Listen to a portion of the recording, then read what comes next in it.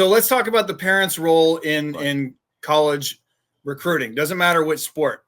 The main role is to assist you, the young student athlete, throughout the process. And one of the best ways to do that is when you decide, hey, you, the young student athlete or parent, you talking to your young student athlete, this is what we want to do. Say we're a junior, say we're getting started with it. You want to have a checklist. You want non-negotiables. Let's say three. Three is always a good number, but you want to have a checklist specifically of what you are wanting to achieve and want to get out of this recruiting process. And that could be many different things. It could be how far away a school is. It could be the type of coaches, the type of system you want to be around. It could be, most importantly, academics. You talk about academics, a major you want to go into. Could be off the field, what's going on around campus, on campus, all those different things. You definitely want to have non-negotiables. That is a great way to start it. But you want to have a checklist. Now, I want to talk about responsibilities. So hold on, just before I get to that, just remember it's a balance. It's a balancing act when it comes to you, the parent. Now, you want to be engaged with everything. However, you can be too engaged and you can be too much involved in your young student athlete's process. And that happens a lot. And I would say the majority of the time it happens. But anyway, with that said, we'll get to that in just a minute. But the responsibility for you parents out there, I'm going to go over a couple different points. Number one, you want to provide support and advice to your young student athlete. Remember, they're still children, all right? They're still kids. They've got a lot of talent, a lot of ability, and they may be good academic students. They may not be good academic students, but you need to provide a support role. It is not you that's getting recruited. It's your young student athlete that's recruited, and I really want to stress that. Now, you are still on this road the whole time. So you're going to be feeling it just as much as they're going to be feeling it, whether a school just all of a sudden goes some or a school really wants them. So you have to be able to have that emotional balance as much as possible. The second thing is you can support and you can help, and your responsibility is to work with your high school coaches and counselors when this whole process gets started. Hopefully you start when you're a junior or a little bit younger. Hopefully not earlier than sophomore. I'm not a big fan of that. I think you got to become an athlete and a student athlete, most importantly, first. You got to be somebody that is a part of the program that you are at first, and then you start deciding, hey, this is what I want to do. College. Right.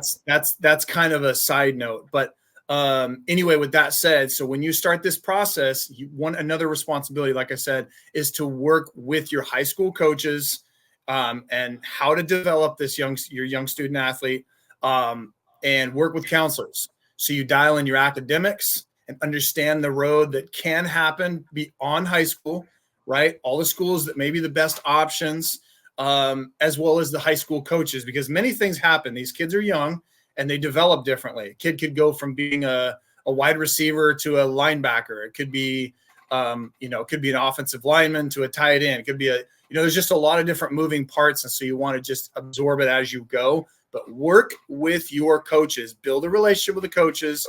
Do not be overbearing with the coaches, but be there in that assist role. Absolutely. Next thing is represent your child well. I said it before. I'll say it again. It's a balancing act. You do want to be involved in your young student athlete's process, and you want to be able to help them in certain areas like filming games, being there. If you want to film, you can film. Coaches already do that. That's totally fine. I love you. You want to be involved, but you do not want to be overbearing. We see this all the time. Coach Kelly's been doing this for a long time. I've been doing this for a long time.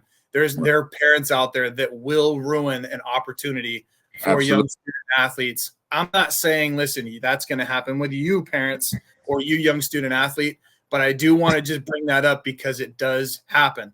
And last but not least, before we turn it over to Coach Kelly, mistakes that are made. And I kind of just went over one of the biggest mistakes. But taking charge of the recruit process. Okay.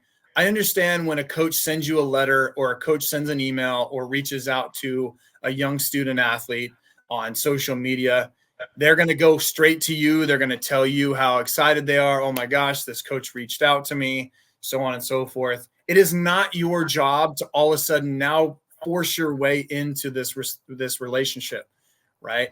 The kid, you have to give your young student athlete a little bit of leeway and trust that they're not going to go absolutely crazy and make decisions behind your back or whatever. You still want to communicate with your young student athlete once they tell you. Hopefully they do. They should never just make decisions without you. That's why you are there. Next thing is don't forget, the goal is education, dude. Like, people don't understand that.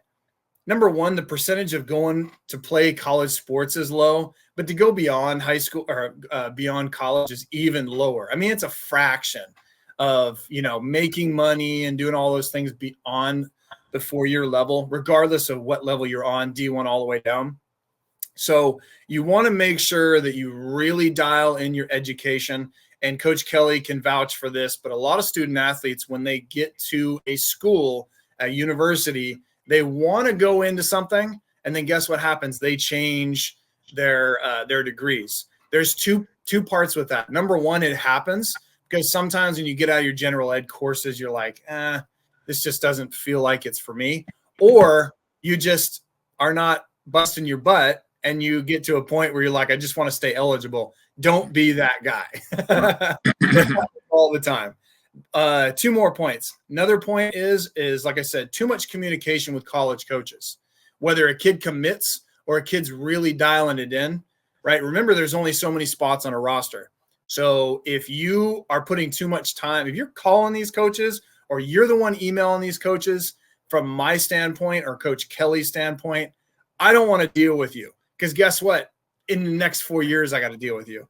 And I don't have time for that, because it's my program and I want to develop your young student athlete for me. And then last but not least, I just mentioned it, email and phone calls. It's not your responsibility to be involved with that. If your young student athlete is texting or calling or even emailing a coach, you're more than within your bounds while they're typing it up to maybe tell them what to say.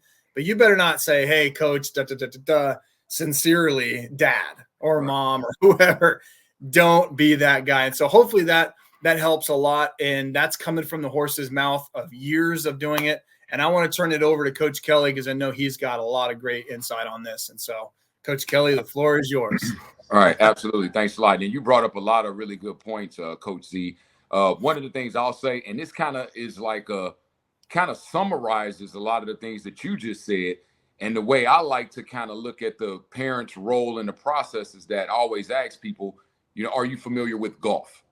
Because I feel like the recruiting process, the parent should be like the caddy and the student athlete should be like the golfer. Like in golf, for example, the caddy never swings a club. The caddy never touches a club. You know what I mean? The golfer is doing all of the work. The golfer is the one swinging the club, but along every step of the way, the caddy is there. The caddy is saying, hey, look, there's water up there 150 yards. Here, there's sand up there. Hey, you may want to use this different club. So that's how the parent should be in the recruiting process. The kid should be the one sending the emails, making the phone calls, sending the text messages, going on the visits. But the parent, you should be there every step of the way. Like, you should be going on the visits too. You should be reminding your student athlete, hey, did you fill out the application for this school? Hey, did you respond to this coach? Hey, did you update your Twitter profile? Hey, did you get your film updated? Hey, did you whatever the case is, did we go here to this turn, or did we make sure that we're registered for the ACT this day? Or did we send off our test scores to this school? So the parent needs to be like the caddy and be along with the student athlete every step of the way. But parent, you should not be calling the coach. You should not be sending any emails. You should not be the one that is leading this process. It should be the student athlete leading this process. So that's the first thing. And that's kind of an overview of kind of what you just said, Coach Z, which is, parents don't get too involved. Secondly, I think it's important for a parent, you have to make sure that you analyze what your wants and desires are and what your student athlete's wants and desires are. Because the problem occurs when the parent wants it more than the student athlete. And that happens a lot of times. And so parents, you have to gauge where your student athlete is, and you have to be at their level. You know what I mean? So, for example, you shouldn't be encouraging your kid to play if they don't want to play, or you shouldn't be encouraging them to do things if they don't necessarily want to do it. So it has to be driven by the student athlete. And then one other thing I'll say is, parents, please do not badmouth your child's AAU or high school coaches to college coaches or in general. Because I'm going to give you an example. As a college coach, you know, I liked to build relationships with the parents when I was recruiting. So I would go to high school games and I would, you know, sometimes sit next to the parents. And then I would hear the parents saying, oh man, I don't know what's up with this coach. This coach is stupid. I don't know what they're doing. Why they not playing this guy? Why they not doing this? Why they doing that? And I'm looking at the parent like, well, if I recruit your son and they come to my school, are you going to be saying the same things about me when you come to the games?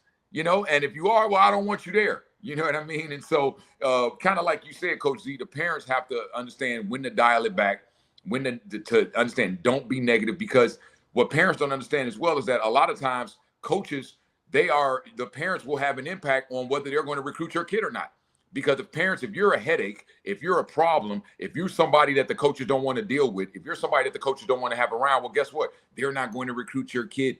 So as a parent, one thing you don't want to do is hurt your kid's recruitment. So make sure that when you're at games, you're always behaving in a professional manner.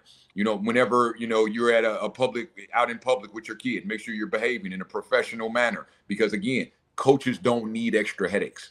You know, and like you said, Coach Z, you don't want a parent calling you and thinking like, oh man, I got to deal with this for the next 4 years. No, coaches don't want those headaches at all. So parents, I think it's really important to know where your lane is and what you should and what you shouldn't be doing. But the main thing is that you're there to support the student athlete. You are in the passenger seat. Your student athlete is in the driver's seat. And if ever you want to be in the driver's seat, then the process gets ruined. So just kind of keep that in mind. The passenger driver, the golfer caddy analogy. I think those are two really good analogies to kind of figure out what you should be doing and what you should not be doing as a parent.